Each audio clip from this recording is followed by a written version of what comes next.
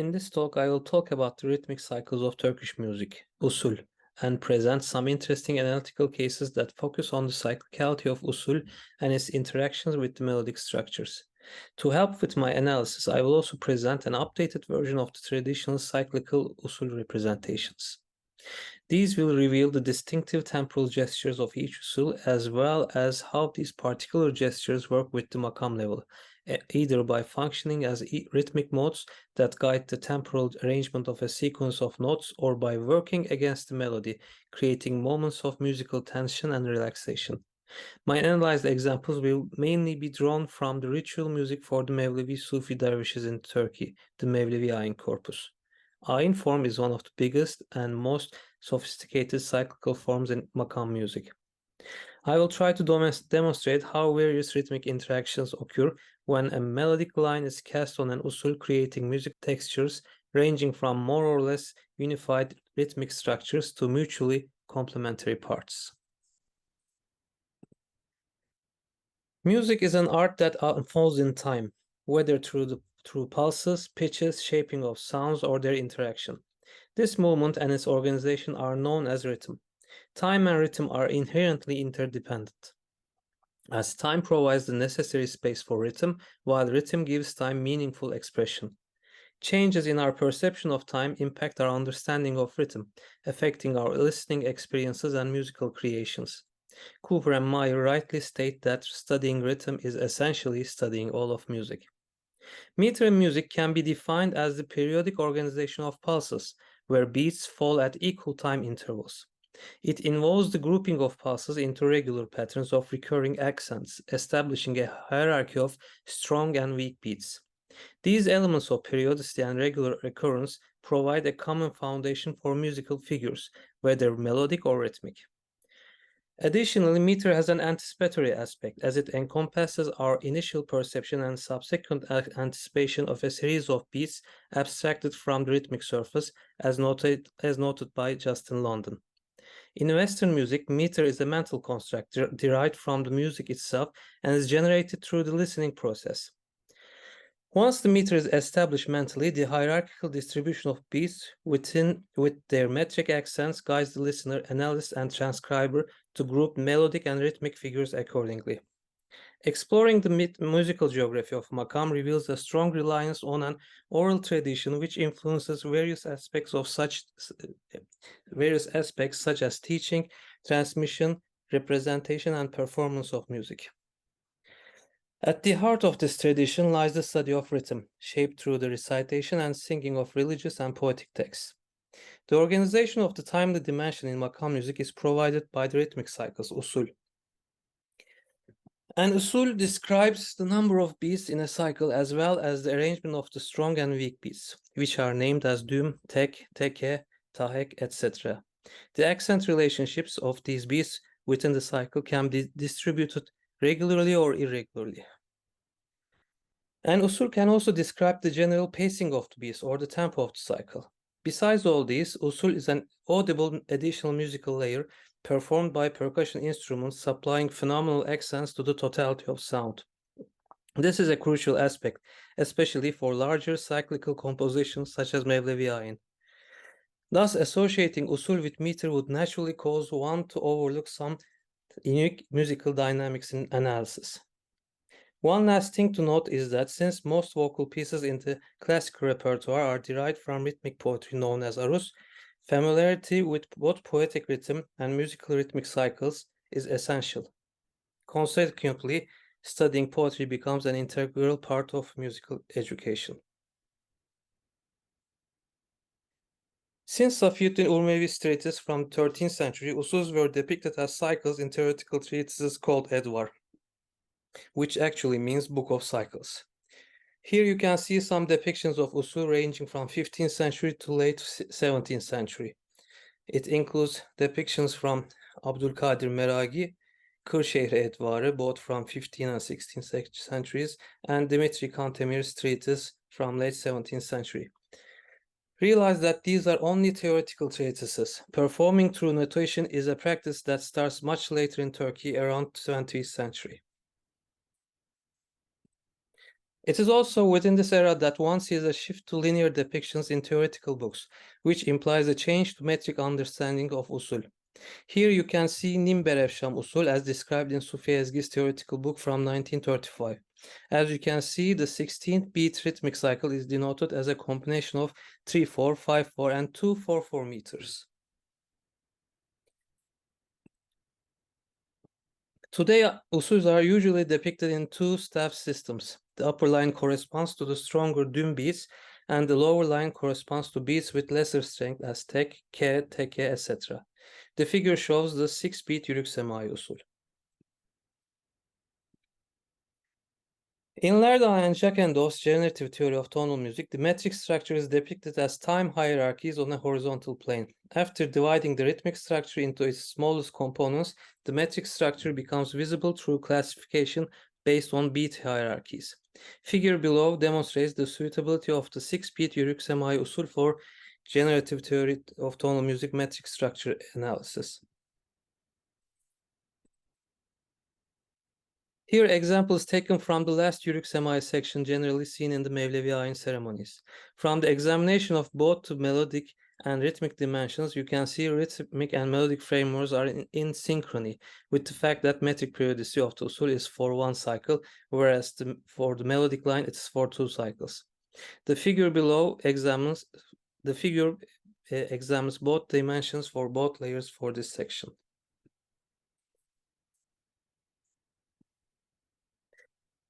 This perspective can be useful for smaller and symmetrical usus, but what about larger usus, especially those with irregular beat structures?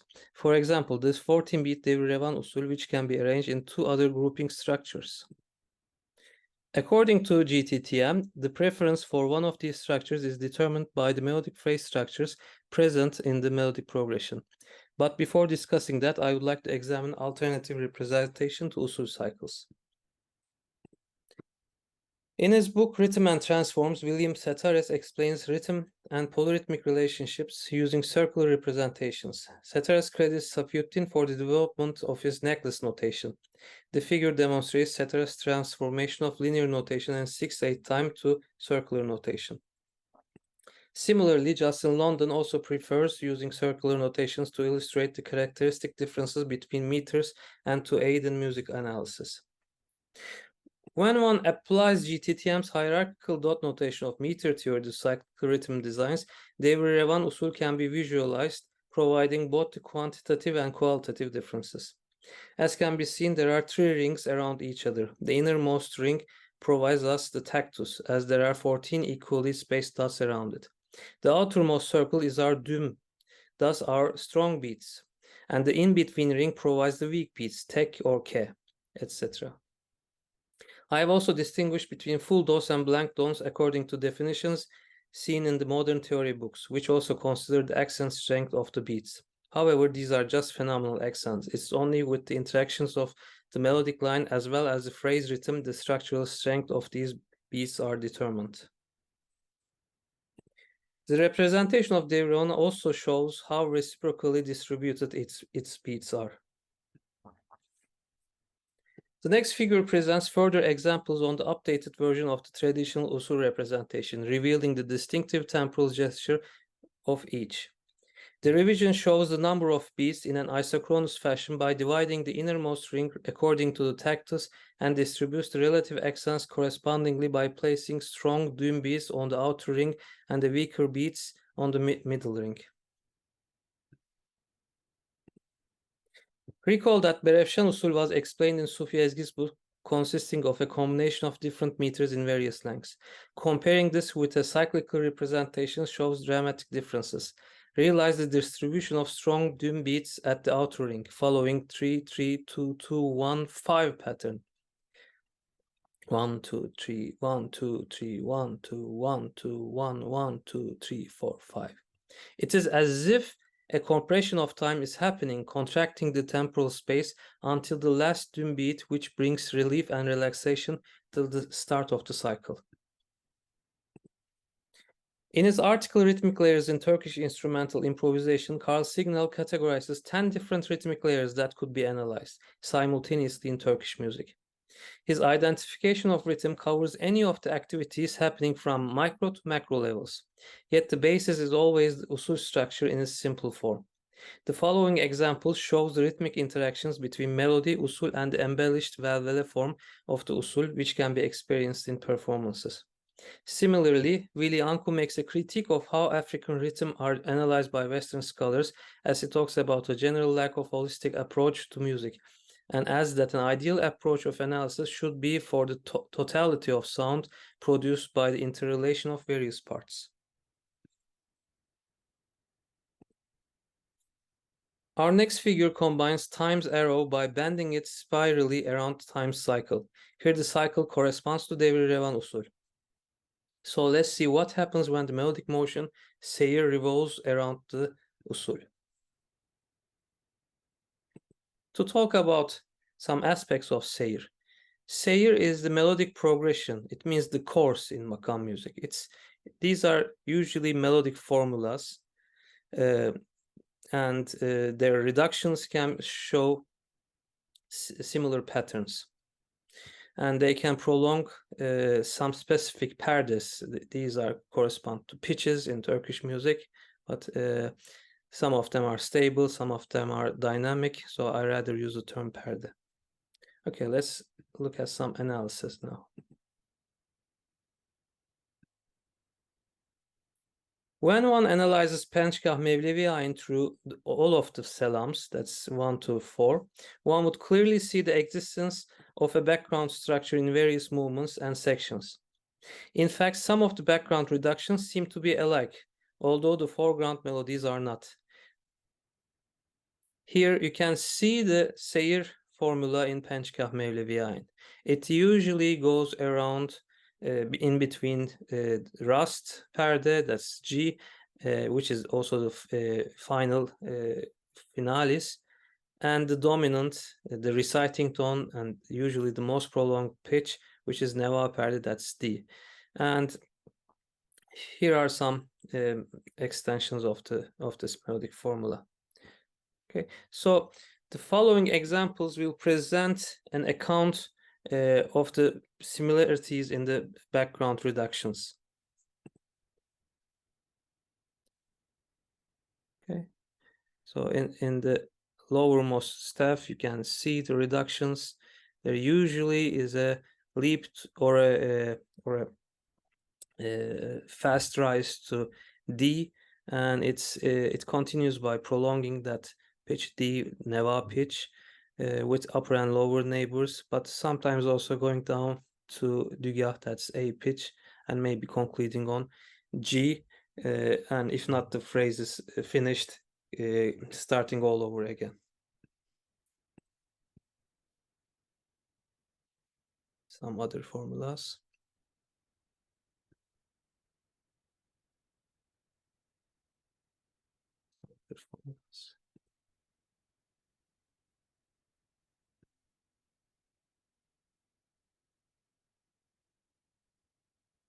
One sees this isomeric material appearing again and again in disguise through the ayin in different forms. The aesthetic is actually based on the reworking of a model, which is Penchkah Makam here again and again. This characteristic is apparent in other Islamic arts and literature as well. So again, let's review the Seyir formula. Okay, so this is an account of excerpt from third selam. Let me play it. This is Devri Kevir Usul.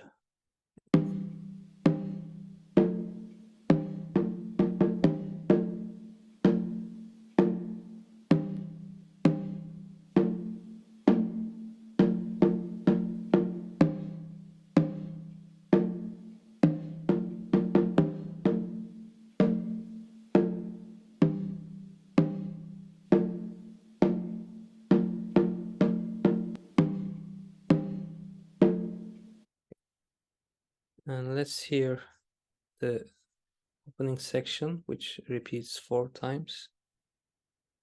Sol, si, do, re, mi, re, re, mi, re, do, si, re, mi, re, mi,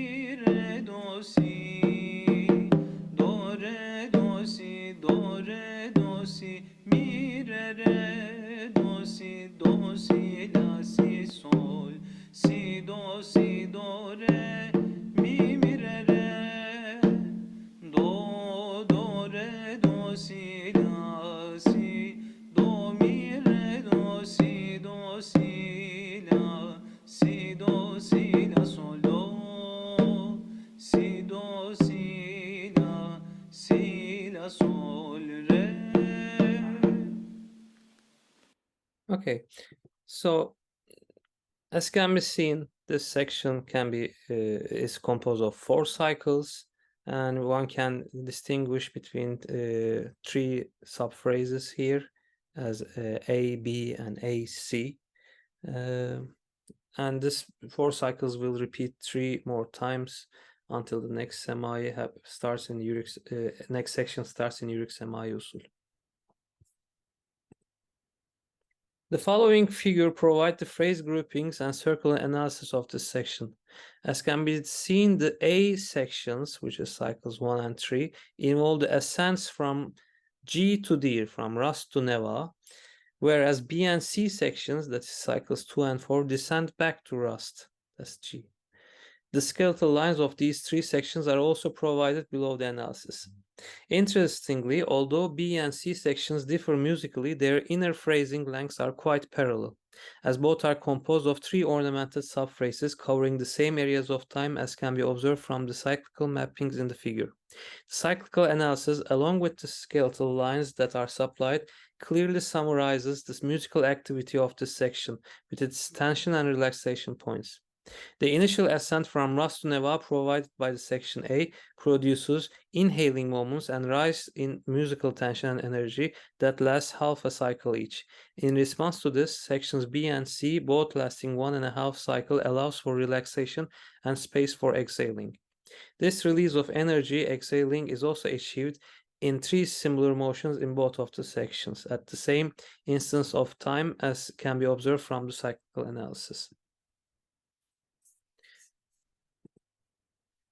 The next figure analyzes how the poetic rhythm, that's aruz, of the lyrics are distributed around the cycle to show whether there are parallels between the melodic phrase structures with the aruz rhythm. Let's hear it.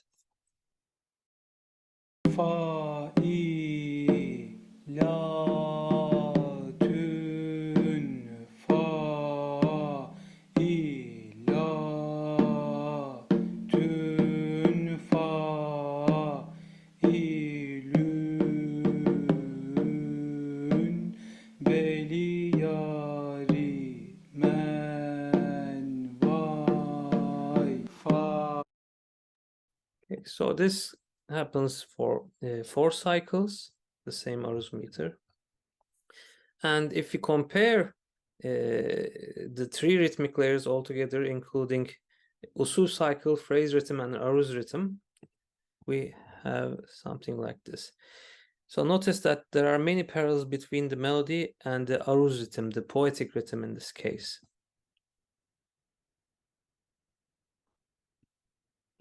Now let's look at another example.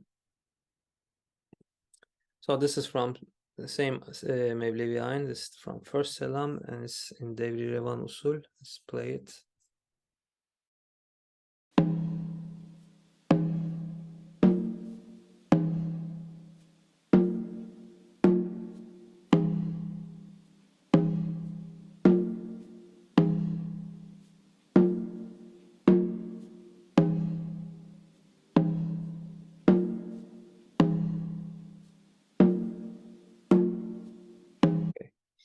So there is also a Valvela version, which is more embellished version of Devri Revan, and one can see this in performances. Okay, so our next excerpt is the opening section of First Selam series. La sol si do re mi re do si do re sol re do re mi re do si do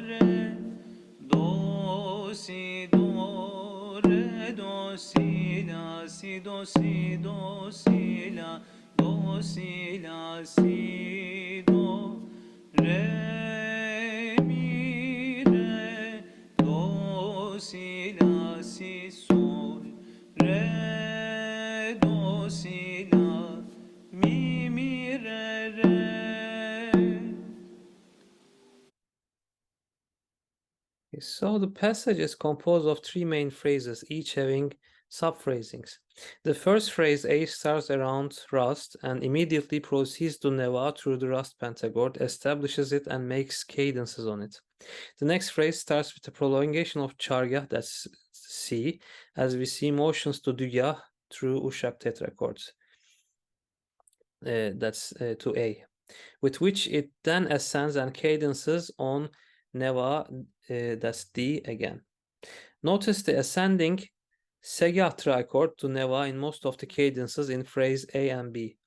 The last phrase, C, acts as a closing phrase for this section, making prolongational descent from Hüseyni to Neva, which includes a restatement of Rast pentachord at its beginning.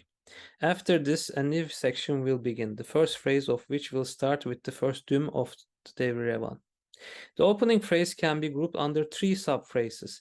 The first of these, A1, starts near Ras and establishes the Ras pentachord with an initial ascent to Neva, marking the end of this subgroup. The pitches of this initial ascent are encountered in the following lines and interestingly all ending a subgroup similar to the first one. The next grouping starts very similar to the beginning with a rhythmically and intervallically identical approach. The only difference is that the approach is to the dominant this time. Notice how this approach is backed up by the same usul pattern, as the upper neighbor pitches are played with dums and the essential tones are played with text. The subgroups, that's A2 and 3, have similar sayers, both prolong the established pitch Neva with ornamentations from its upper and lower neighbor notes, that's Hüseyni and Chargah. And we can also see the developments in the subphrases B and C here.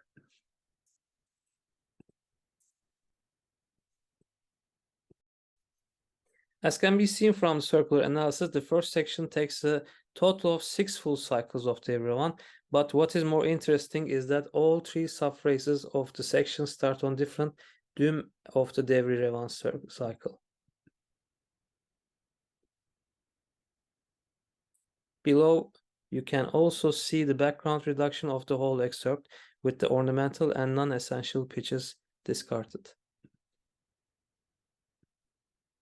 Okay, now let's look at what happens with the aruz rhythm here.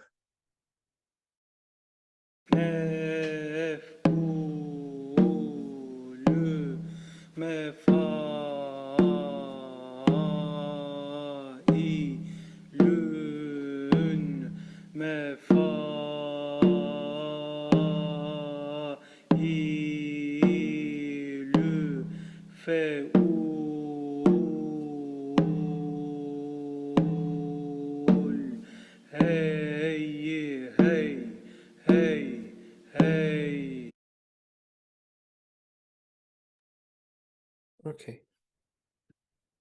So the aruz rhythm, phrase rhythm again shows some parallelisms in this excerpt too, but not as identical as we saw in the previous case.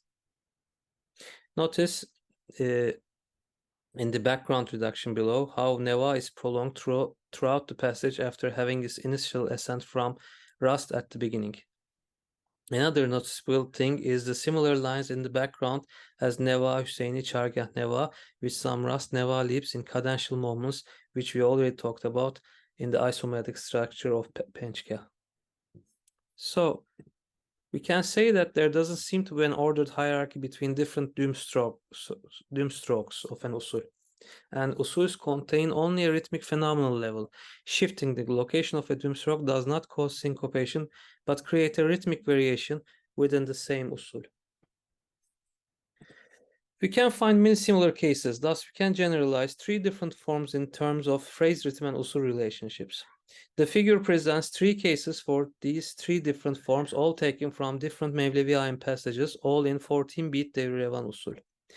In the first form, which we just analyzed from Pençgah Mevlevi Ayn, the accents are distributed between different düm strokes due to the altering length of phrase rhythm. The total effect is the shifting pattern in music.